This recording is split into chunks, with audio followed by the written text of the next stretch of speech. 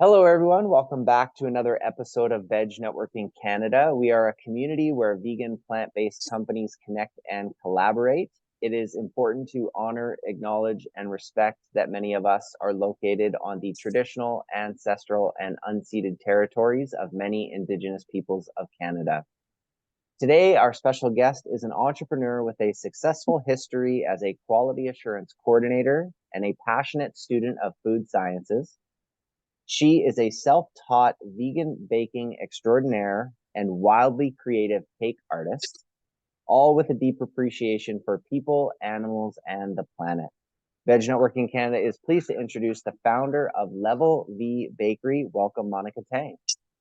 Hi, thanks for having me. Well, hi, That was and thank quite an introduction.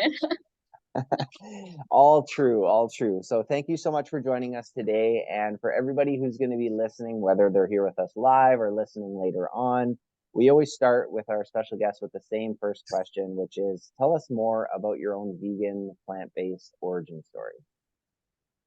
Okay, so I've been vegan since 2015, and before that, I was vegetarian for a little bit, but it was always kind of like a slow start for me.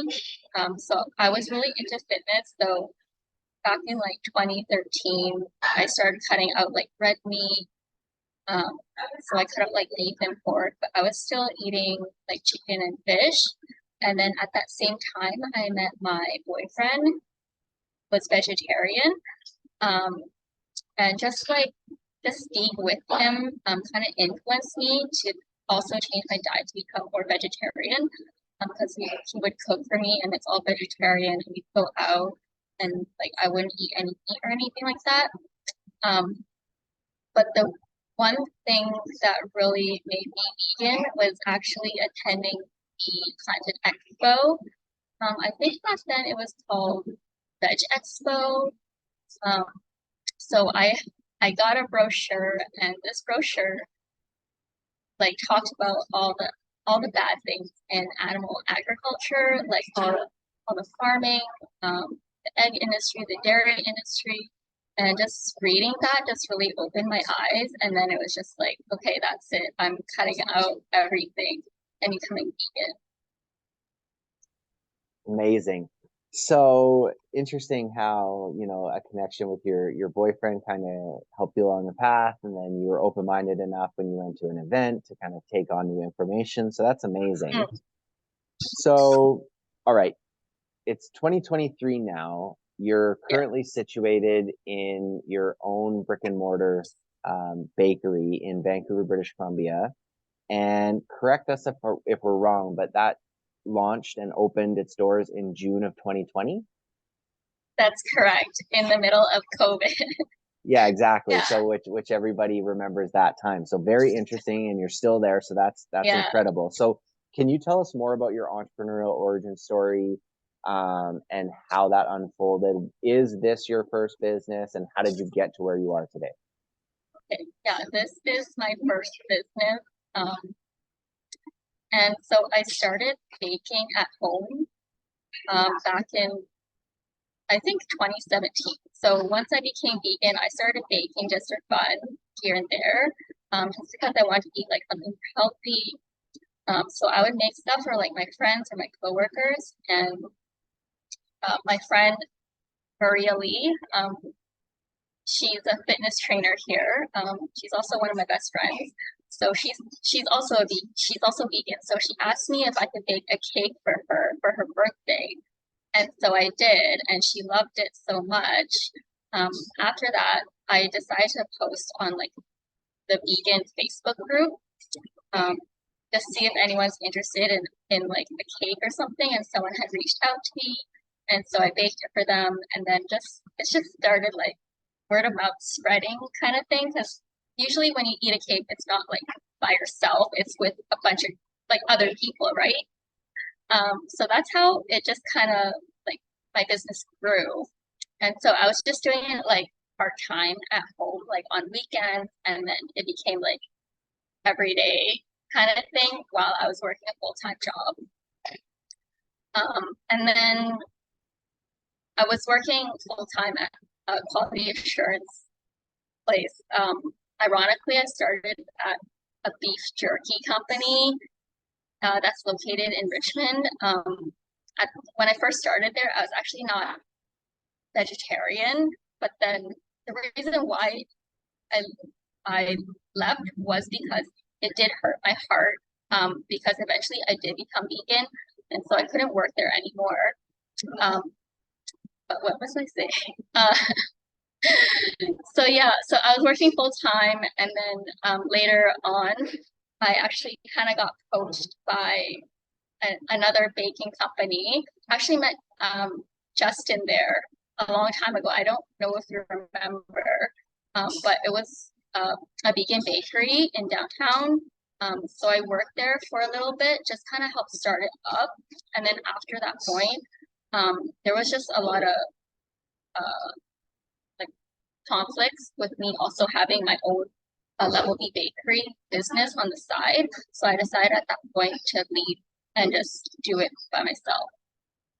So this is a really long origin story, but after I had left that bakery, I did some high tea events where I would host at like apartment party room, and there was a lot of turnout every time. So after that, it gave my parents like belief in my business.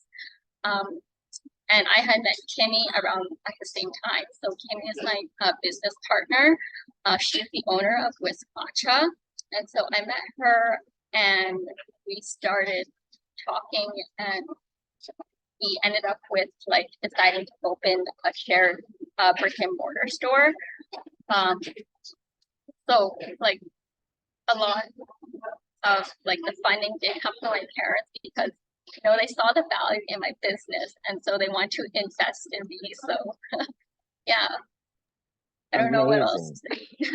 No, that's so great. It's so great. That's exactly what Veg Network Canada is all about. It's about other people being able to get a glimpse into founders and owners of people of companies and learn a little bit more about them. So long origin stories, short origin stories, whatever it ends up being is amazing. So thank you so much for sharing that. And yes, I do remember meeting you, and usually you don't eat a cake by yourself, but if you're someone Yeah. like me, maybe you Oh. do, and that's fine. Okay, so again, started home, word of mouth, high tea events, worked somewhere else, started your own business, have a brick and mortar location that opened up in June of 2020. Where is Level V Bakery going in the future? Right now, it's been a little over 3 years that we have been in business, like the store level. Um, so right now, I have like 3 staff working for me, three more or less full-time staff working for me. So right now, I'm kind of like stepping back and trying to figure out where to pivot my business, how I can expand. Um, so there are thoughts of going, these are just thoughts, but going into like more the retail sector, like grocery level of some type of product. Just because like my background is in the food manufacturing and quality assurance. So that's kind of like my goal. Amazing. And then I believe in another conversation you had aspirations. Maybe they've changed, maybe I misheard, but also about maybe because you're like a passionate student of food sciences, and so I think I heard you say that you want to depart some of your like learnings and teach other people about how they can do what you started to do at home. Is that right? Oh, yes. Forgot about that. So there is something that we are kind of planning. We're gonna do like a first trial run at the end of this month. So my staff and I were gonna try to make a cake decorating class. So kind of teach other people how to make or decorate a cake and also make cake pops. Well, there you go. You're a creative cake artist coming out. That's amazing. Excellent. So, okay, you can look at your industry as baking as a whole. You can look at it more specifically as vegan baking, however you want to look at it. But the question is about your industry, and specifically, what are some transformations or trends that you have noticed or are noticing in your industry? For trends, we get a lot of customers asking gluten-free. So we're trying to make more gluten-free options for them. Personally, I'm also like kind of sensitive to gluten, so I feel their pain. So we're trying to make a few more items that are gluten-friendly. Also, like a lot of our products are Asian inspired, and I think a lot of people appreciate that because there's really nothing like that in this, at least in this area. We just had Mid Autumn Festival, so it was basically 2 weeks of me like making mooncakes day and night, just to fulfill orders and for the demand. But I think those are kind of the two things that I noticed. Smart, because Vancouver, BC, for those who listening who don't know, does have quite an Asian influence and Asian population. And we've asked the trends or transformations question to other guests in the past, of course, and one of the sort of common threads has been plant-based and vegan. And so you're already doing that, and then there's a certain demographic who might be feeling that as well. And so to be able to offer them something nostalgic, I guess, if you would is great. Okay, so the next question, we always say there's no right or wrong answers, and you might be answering it from a Level V bakery company lens, or maybe from like a Monica Tang personal lens, or both. We don't know. But the question is about giving back and charity. So what does that mean to you, or what do you do in that vein? Yeah, it's very important to give back. So in the past, I have actually made donations pretty much monthly to this organization called G1. It's more like a online charity where you can kind of pick like what kind of charities you want to give back to depending on the cause, and you'll have like more like proof that your money is actually being directed towards cause. I've also had a few options with was it Veg Society? I think that's what it's called. Every October. And then also a few donations for Rabbitats. I think last year we were at the Rabbitats event for Easter. Amazing. Yeah, Easter Rabbitats, that makes sense. What was the first sort of online charity that you mentioned? It's called B1G1, so buy one, get one. So for instance, if someone buys an Earl Grey cake, then a portion of that sale I dedicate to donate for a certain cause. And usually the cause that I choose is more like socio-economical, like just making sure that like the women of like, for instance, third world countries, they get the proper education and needs that they require to live a more successful life. Yeah. Got it. B1G1. Well, yeah, thanks a lot now. link. Yeah, for sure. Well, thanks a lot now, Monica, because all I want is a vegan Earl Grey tea. Okay, so next question for you is around resources. And more so kind of like on the business side. But if it's something to do with veganism or personal growth or whatever it might be, that's great too. But are there any resources that you can share with people listening in form of maybe some examples would be books, podcasts, apps on your phone, websites, documentaries, any resources that have helped you in your journey that you'd like to share? In terms of veganism? For veganism, for entrepreneurship, anything really.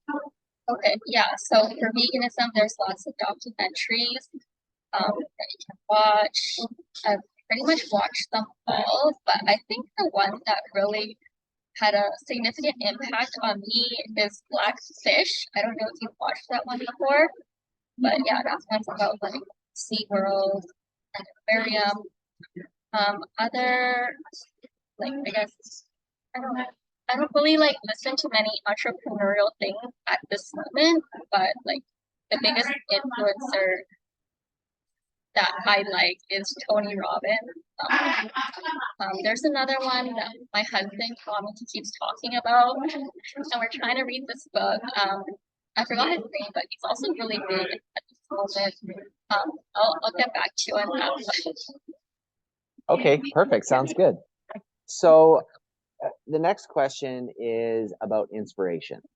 And we've had people answer it in the form of there's certain individuals or organizations that inspire them, and then other people who have answered, I guess, more philosophically, if you would, about what inspiration actually means to them. So it's kind of an open-ended, wide question, but it's about inspiration and how do you want to field that? I get inspired by other people, like looking at their work, like for instance, following certain Instagram accounts. Also traveling, I get a lot of inspiration through that. Um, for instance, I just went to like Korea and Japan earlier this year and tried different foods. So it kind of inspires me when you go outside of your area and see like what other things people are offering. Another inspiration I have is just seeing what's out in the grocery store or wherever and see the non-vegan version and say, oh, I can make that, or I'll try to make that vegan. Yeah. Okay, so it kind of sounds like challenge inspires you, almost kind of competition inspires you a little bit by like trying to have that challenge to veganize things. Yeah. There's one product that I've actually been trying to make for 2 years and I could never make it. So it's a Swiss roll. So if you go to like a Chinese bakery, it's like a roll cake with like a little bit of cream in the middle.